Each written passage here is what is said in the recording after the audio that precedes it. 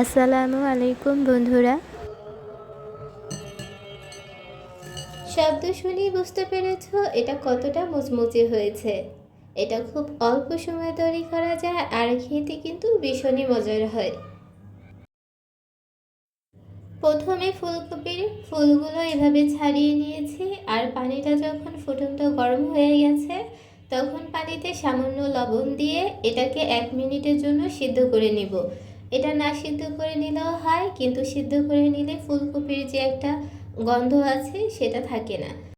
আমার মতো অনেকেই আছে যাদের ফুলকপির গন্ধটা ভালো লাগে না, তারা চাইলে এভাবে সিদ্ধ করে নিতে পারো বা কাঁচা অবস্থায় এটা তৈরি করে নিতে পারো। সিদ্ধ হয়ে গেলে পানিটা ঝরিয়ে নিয়ে এটাকে এক সাইড করে রেখে দিব। দিয়ে দিচ্ছি 2 চামচ ময়দা আর দিয়ে দিচ্ছি আধা কাপ চালের গুঁড়ো। চাইলে এখানে কর্নফ্লাওয়ারও ব্যবহার করতে পারো। আর এই চালের গুঁড়ো দেওয়ার কারণেই কিন্তু ফুলকপির পাকোড়াটা এতটাই মুচমুচে হয়। দিয়ে দিচ্ছি হাফ চামচ হলুদের গুঁড়ো, 1 চামচ দিয়ে দিচ্ছি লাল মরিচের গুঁড়ো, ঝালটা তোমাদের ইচ্ছে মতো। আর 1/4 চা চামচ দিয়ে দিচ্ছি গরম মশলার গুঁড়ো,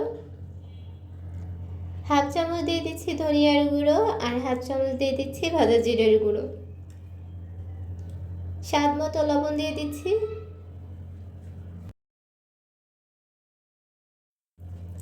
দিয়ে দিচ্ছি আধা চামচ আদা রসুন বাটা।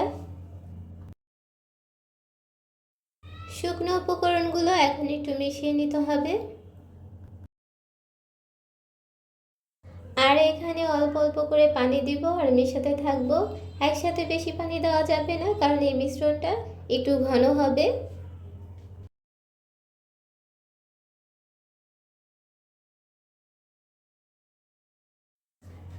এটা দেখতে ঠিক এরকম হবে, বেশি ঘনও না আবার একেবারে পাতলাও না। এখন সিদ্ধ করে রাখা ফুলকপিগুলো এখানে দিয়ে দিব আর সব কিছুকে একটু ভালো করে মিশিয়ে নিব। যেহেতু এখানে সিদ্ধ করা ফুলকপি, তাই ফুলকপিগুলো অনেকটাই নরম। হাতের সাহায্যে কিংবা চামচের সাহায্যে এটাকে আলতো হাতে মিশিয়ে নিতে হবে।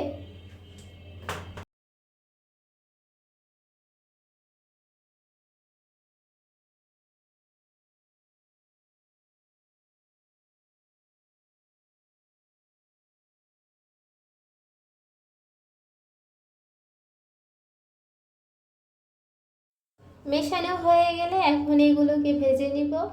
এর জন্য একটা কড়াইতে পরিমাণ মতো তেল নিয়েছি। তেলটা যখন সামান্য গরম হয়ে যাবে তখন ফুলকপিগুলো ছেড়ে দিব, আর একটা একটা করেই ছাড়তে হবে, না হলে কিন্তু একটার সাথে আরেকটা লেগে যাবে।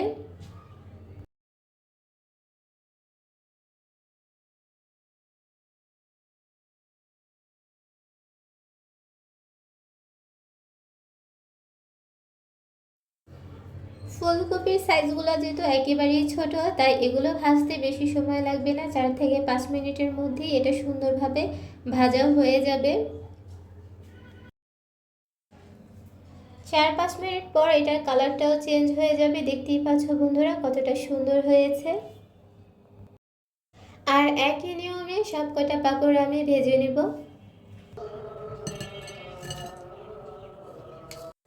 শব্দ শুনেই বুঝতে পারছো এটা কতটা ক্রিস্পি হয়েছে।